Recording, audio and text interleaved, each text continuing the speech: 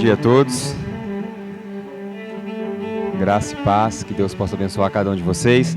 Espero que todos vocês possam ter tido uma boa noite de descanso, de repouso. E agora, nesse dia, vocês possam ser alimentados com as aulas, com os trabalhos e também com essa pequena meditação. Eu não quero agarrar aqui ou demorar muito tempo, porque a questão de matrimônio, casamento, família, é algo que eu acredito que vocês já ouviram algumas vezes. Alguns sermões, algumas pregações, algumas vezes vocês já devem ter ouvido sobre casamento e matrimônio.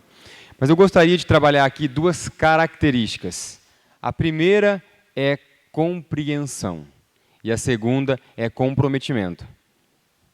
Então, nós vamos trabalhar nessas duas características. Qual é a primeira? E a segunda? Comprometimento. Muito bem.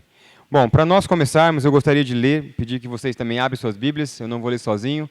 Gostaria que vocês também participassem, compartilhassem. Vamos lá em Gálatas, capítulo 6, versículo 7.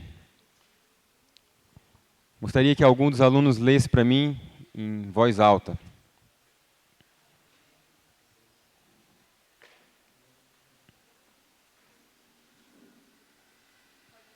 Pode ler.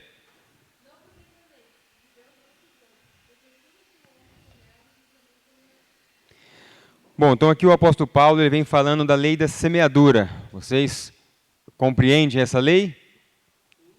O que Paulo estava querendo dizer aqui? Tudo que você plantar, você colherá. E isso envolve em todas as partes da vida. Se você plantar amor, a possibilidade ou quase certeza que você colherá amor. Se você plantar a discórdia, você colherá? Se você plantar discórdia, você colherá? Se você plantar o ódio, você colherá? Ódio. Então, é a lei da semeadura. Aquilo que você planta, você também colhe. E no casamento é da mesma maneira. Se no casamento você plantar amor, se você ali for uma pessoa que é pacificador, que busca manter a paz, que busca manter a harmonia no lar, possivelmente você colherá harmonia, você colherá amor, você colherá paz. Agora, por que se tornou tão difícil em falar no tema de família ou no tema de casamento? É porque cada um aqui tem uma característica diferente um do outro e cada família tem uma característica diferente uma da outra. E aquilo que era para se tornar uma bênção, Satanás tem transformado em uma maldição. Interessante que o projeto de Deus para nós, mesmo pós-pecado, era que nós fizéssemos parte da família de Deus. Da família de Deus. E por que é tão difícil nós, como indivíduo, entender o que é fazer parte da família de Deus? O que é ser Deus o meu Pai? Porque muitas vezes nós olhamos para a nossa família e queremos ou imaginamos que a família de Deus ela vai se comportar da mesma forma que a nossa família tem se comportado. E às vezes no nosso lar o que existe é discórdia, briga, desunião, falta de entendimento, falta de compreensão. O nosso pai não é um bom exemplo e aí nós olhamos para Deus e não conseguimos entender esse amor entre um pai e um filho. Por isso que o motivo dessas aulas, o motivo dessas matérias que vai ser trazida aqui, acredito que é o irmão Daniel e a irmã Márcia que irá trazer para vocês com mais propriedade, falando da família, é para quebrar esse princípio que nós temos de família e trazer para nós qual é o princípio de Deus, qual é o motivo e qual é a característica da família de Deus. Primeiramente, compreensão. Nós precisamos compreender qual é o propósito de Deus no casamento. E o propósito de Deus no casamento é elevar o homem e elevar a mulher a um padrão maior do que eles viviam quando eles eram sós. Não que você não possa alcançar a felicidade vivendo sozinho, sem se casar. Você pode. Mas foi o próprio Deus que disse, não é bom que o homem viva só. Maior paga é quando é dois. Quando um estiver caindo, o outro tem que ajudar a levantar.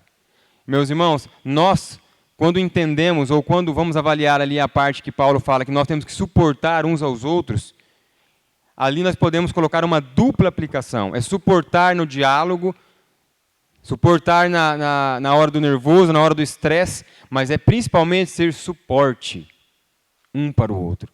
Nós precisamos compreender isso. No livro Lar Adventista, Ellen White fala assim que a maioria dos casais não estão unidos quando casam. Não estão unidos. E é interessante que antes de casar, ou no próprio dia do casamento ali, as frases mais belas são ditas, louvores são cantados. Quando a noiva vem vindo, muitas vezes ela entra cantando, recitando frases lindas, poesias. O noivo nem espera ela chegar, ele já vai de encontro, ali dá um abraço, dá um beijo na testa, mostrando carinho, mostrando amor.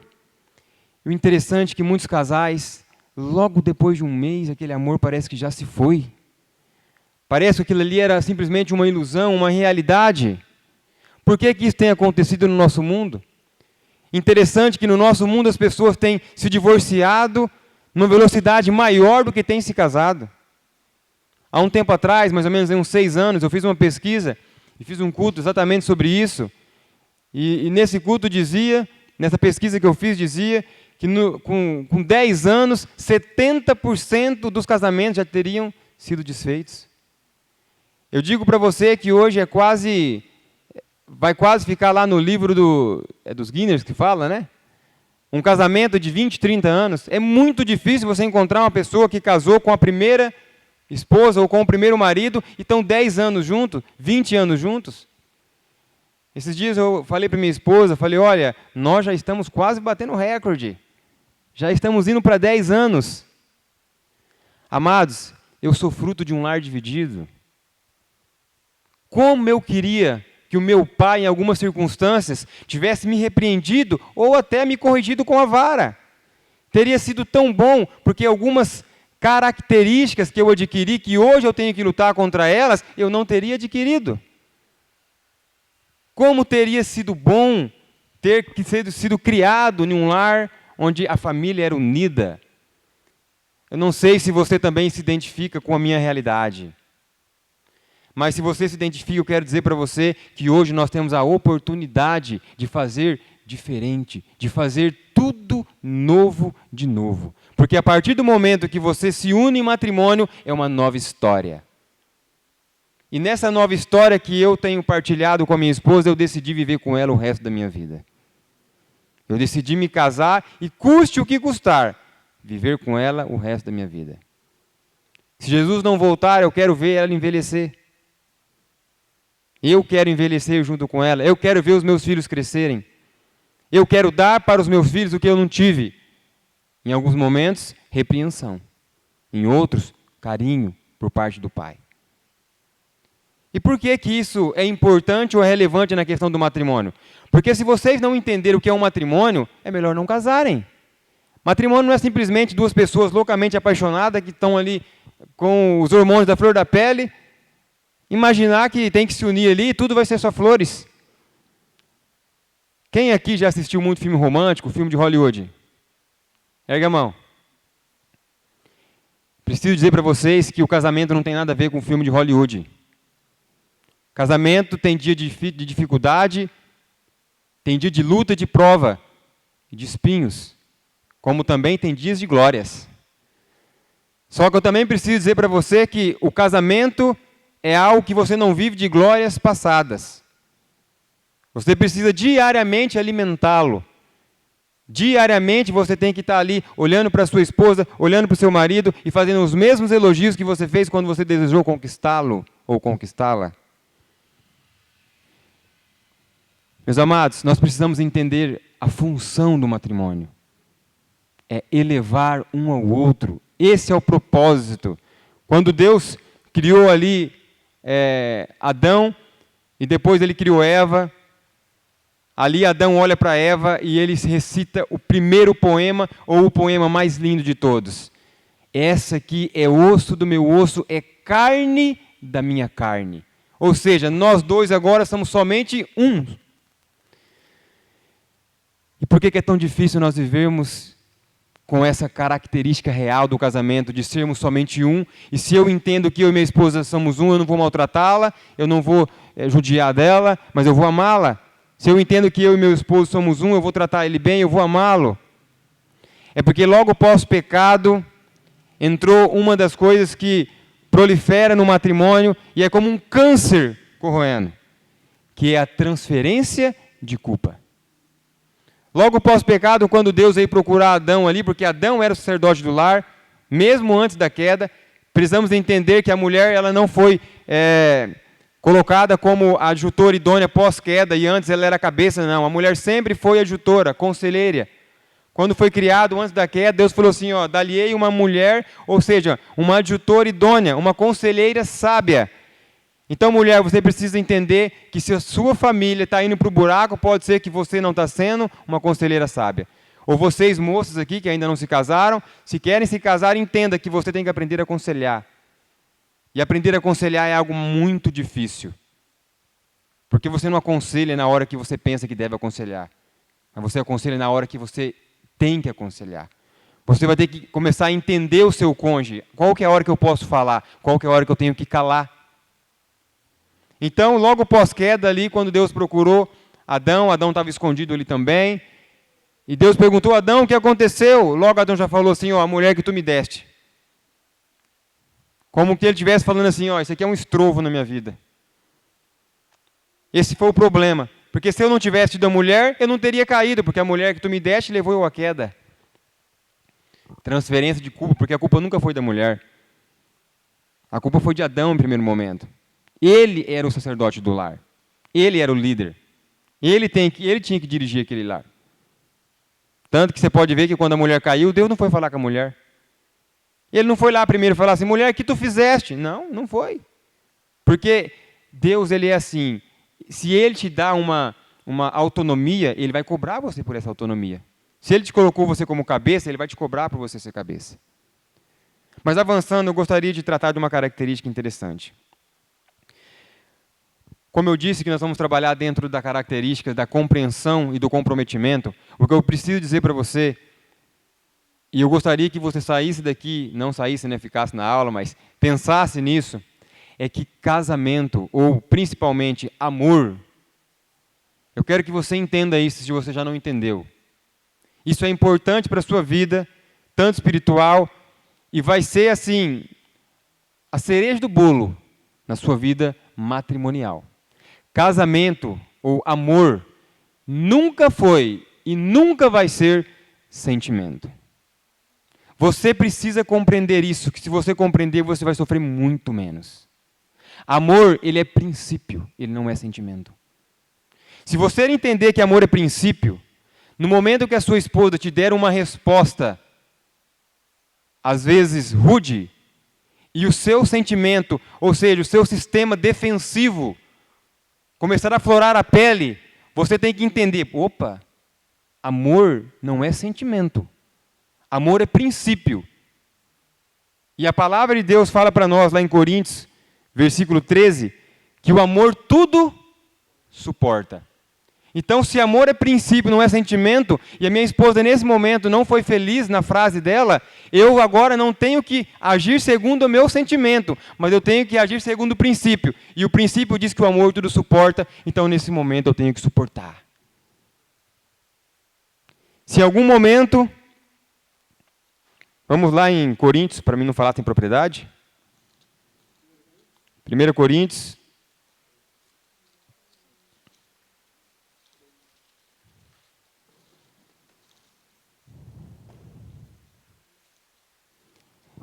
Coríntios, capítulo 13, versículo 4 em diante. O amor é paciente.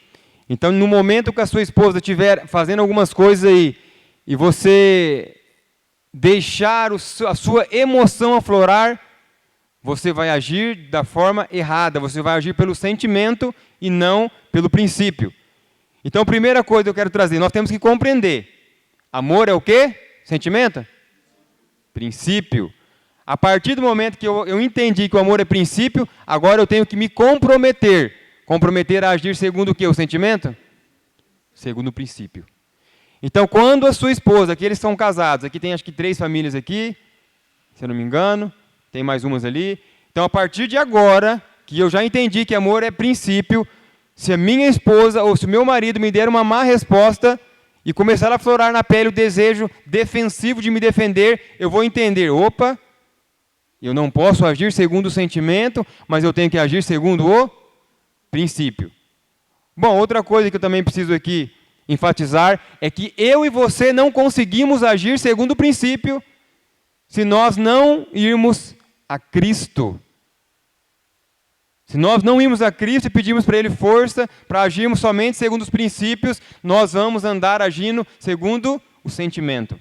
E nós precisamos entender que toda vez, presta atenção, toda vez que nós tomamos decisões baseadas nos sentimentos, nós corremos um risco muito sério. Porque os sentimentos podem mudar, mas as consequências das decisões podem ser perpétuas. Perpétuas. Você pode perder o seu cônjuge para sempre. Para sempre, devido a você ter agido segundo o teu sentimento. Você pode ter um atrito ali, e aí você age segundo o sentimento no primeiro momento, né? E você começa a discutir, na hora de discussão você sente que não está amando, e aí você fala, eu prefiro me separar do que viver assim. Ou você fala, foi um erro ter me casado com você, e ali você começa a ferir, machucar e destruir. Nós precisamos também compreender outra coisa, que as grandes batalhas no casamento não são vencidas de pé, mas são vencidas de joelhos. Nós vencemos não quando nós resistimos, mas quando se entregamos. O reino de Deus é totalmente diferente do reino do mundo. Cristo ele veio e se entregou, ele não se opôs. Vocês podem avaliar que os discípulos ali queriam que fosse ali travada uma guerra física, e eles tomassem o trono. E Cristo falou, o meu reino não é desse mundo, o meu reino não é de se opor, mas o meu reino é de se entregar. Então, no matrimônio, precisa entender que há necessidade de nós se entregarmos. Na família, precisamos entender que há necessidade de se entregarmos. Continuando, Paulo fala o seguinte, o amor é benigno, o amor não arde em ciúmes. Irmãos, o que eu entendo com isso? O amor não arde em ciúmes. Quem aqui é ciumento ou quem aqui é ciumenta? Eu gostaria que você erguesse a mão, seja sincero. Se vocês não são, meus irmãos, eu vou erguer, porque... Gente, que maravilha, aqui só vai ter casamento bom.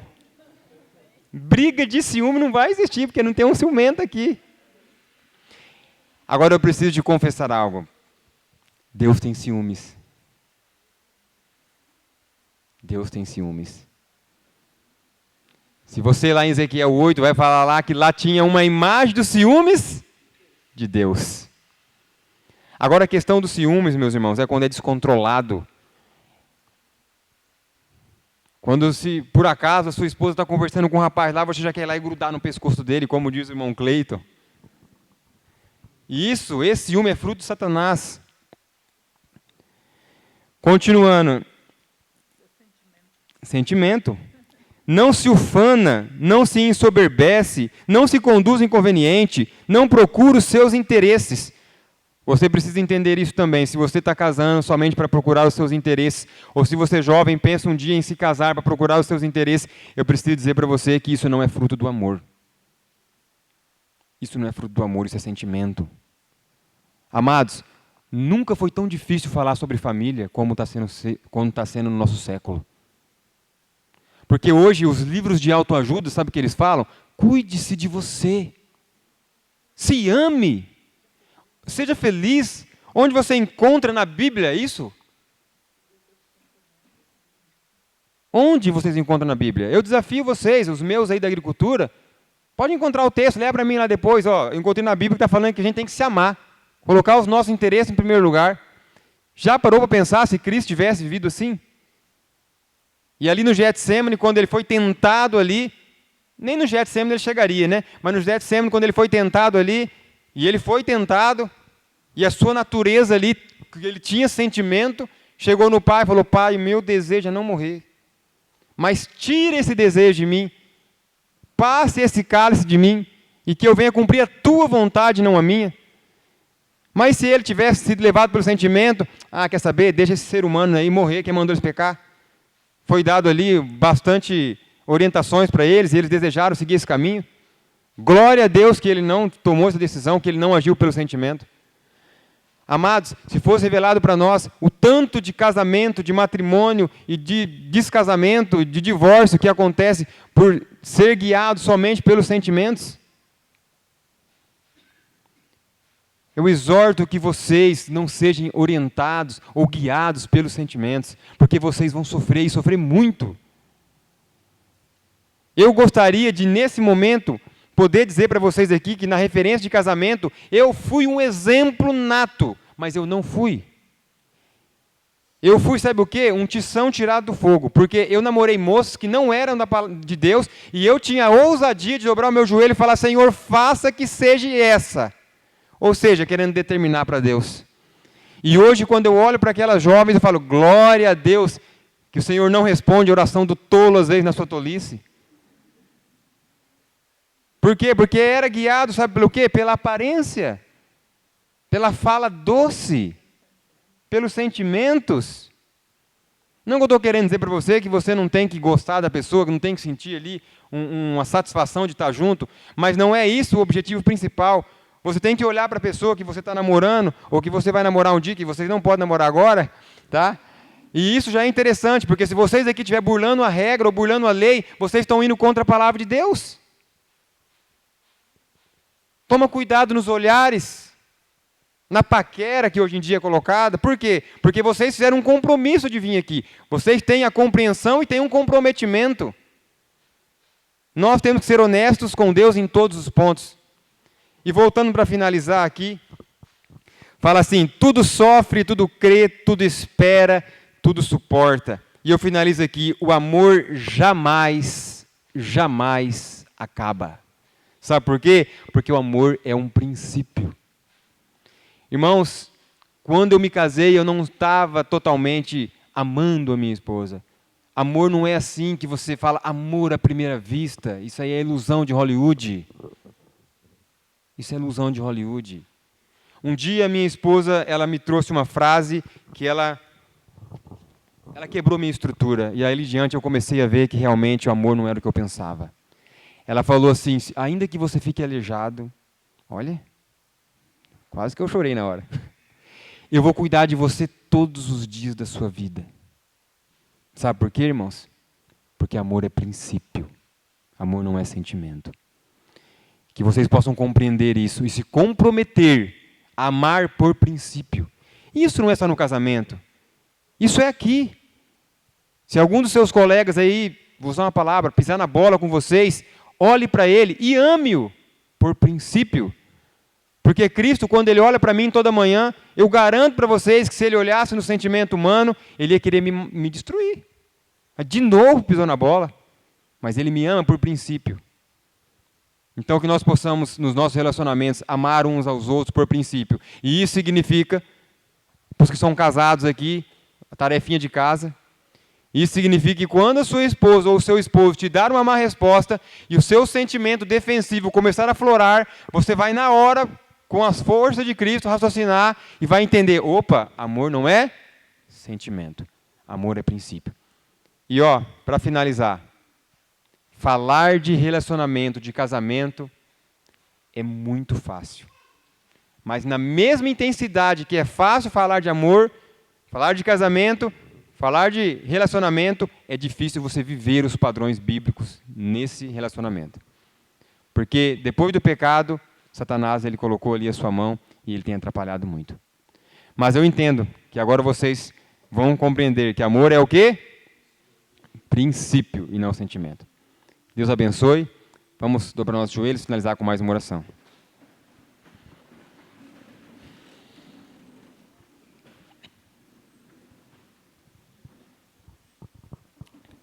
Maravilhoso Deus, eterno Pai, obrigado pela oportunidade de cultuar aqui nessa manhã com esses jovens, com esses irmãos, com esses companheiros de jornada.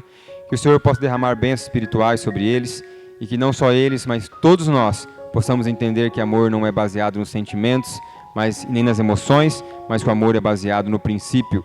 E o princípio do amor é Cristo Jesus. Então a nossa vida, a nossa conduta tem que ser da mesma forma que Cristo viveu aqui nessa terra. Obrigado, Senhor, pela oportunidade. Que a sinceridade possa fazer parte da nossa vida e que tudo que nós vamos fazer, possamos fazer da melhor maneira possível. Em nome de Jesus, eu oro e agradeço. Amém.